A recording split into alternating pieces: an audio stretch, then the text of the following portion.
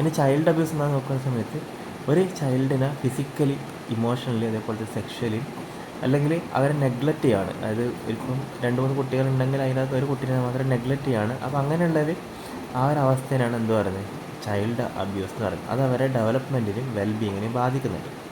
ഇനി ഈ ഒരു ചൈൽഡ് അബ്യൂസിൻ്റെ കോസസ് എന്താണെന്ന് നോക്കുന്ന സമയത്ത് ഒന്ന്, lack of education among parents or guardians. അതായത് ഗാർഡിയൻസിൻ്റെ ഉള്ള ഒരു ലാക്ക് ഓഫ് എഡ്യൂക്കേഷൻ കാരണമാണ് ഇങ്ങനെ ഒരു ചൈൽഡ് അബ്യൂസ് നടക്കുന്നത്. അതേപോലെ തന്നെ stress and poverty and financial struggles in families. Family ഉണ്ടാകുന്ന സ്ട്രെസ്സും പോവർട്ടി, ഫിനാൻഷ്യൽ സ്ട്രഗിൾസ് ഒക്കെ എന്തിലേക്ക് നീങ്ങും, ഈ ഒരു ചൈൽഡ് അബ്യൂസിലേക്ക് പോകും. അതേപോലെ തന്നെ cultural acceptance of harsh discipline. ചില സമയത്ത് ചില കുട്ടികളെ നമുക്ക് ശരിക്കും നോക്കാൻ വേണ്ടി പറ്റില്ല. കാരണം അത് കൾച്ചറലായിട്ടുള്ള ഒരു അക്സെപ്റ്റൻസ് കിട്ടില്ല. അതായത് എപ്പോഴും ഈ ഒരു ഹാർഷായിട്ടുള്ള രീതിയിൽ തന്നെയായിരിക്കും നമ്മൾ കുട്ടികളെ നോക്കുന്നുണ്ടാവും.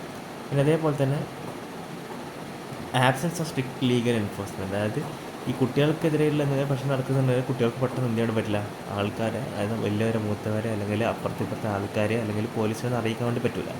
അപ്പോൾ അങ്ങനെ അവിടെ ഒരു ആബ്സെൻസ് ഉണ്ട്, സ്ട്രിക്റ്റ് ആയിട്ടുള്ള ലീഗൽ എൻഫോഴ്സ്മെൻറ്റ് ആബ്സെൻസ് ഉണ്ട്.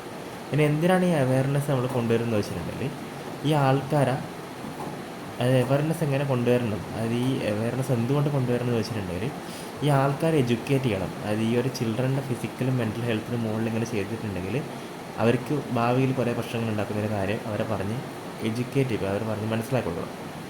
അതേപോലെ തന്നെ ഈ അബ്യൂസും ഇൻ്റർവ്യൂവിൻ്റെയും ഏർലി സൈൻസ് ഐഡൻറ്റിഫൈ ചെയ്യാൻ വേണ്ടിയിട്ട് സ്റ്റുഡൻസിൻ്റെ അതായത് കുട്ടികളെ ഹെൽപ്പ് ചെയ്യണം. അങ്ങനെ ഇങ്ങനെ കുറേ പ്രശ്നങ്ങളുണ്ട്, ഇതൊക്കെയാണ് അതിൻ്റെ പ്രശ്നങ്ങളിൽ കാര്യങ്ങളൊക്കെ അവർക്ക് ഒരു അവയർനെസ് കൊടുക്കണം.